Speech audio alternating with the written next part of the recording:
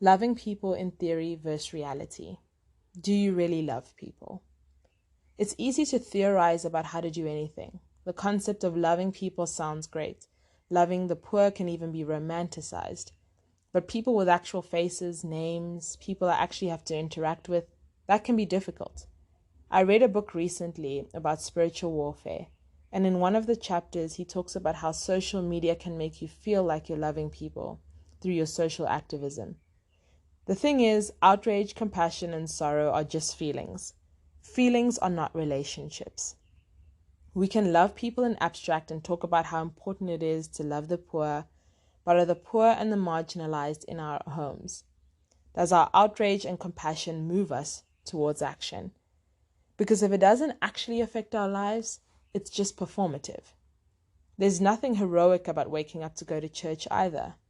The work of loving people is actually seeing the person in front of you when you have to do life with them and walk through the most difficult parts of their lives.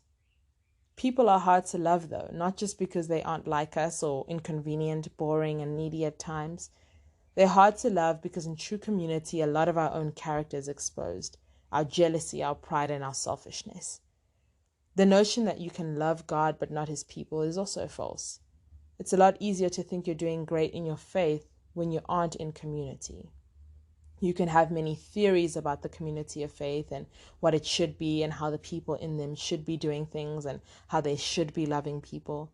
But I'm not interested in theories of how to love people by those outside of the arena, because to love God is not separate from his community. The command to love the Lord your God with all your heart, soul, mind, and strength, and loving your neighbor as yourself, those aren't two different types of love. They're one. And the moment we separate them, we make room to harm people. Our love relationship with God becomes a weapon we use against people instead of an extension of a loving God. To love our neighbor as ourselves is an interpretation of loving God. There's only one love at work. We reflect God best in community, and to think we can be outside of community and reflect God is an illusion.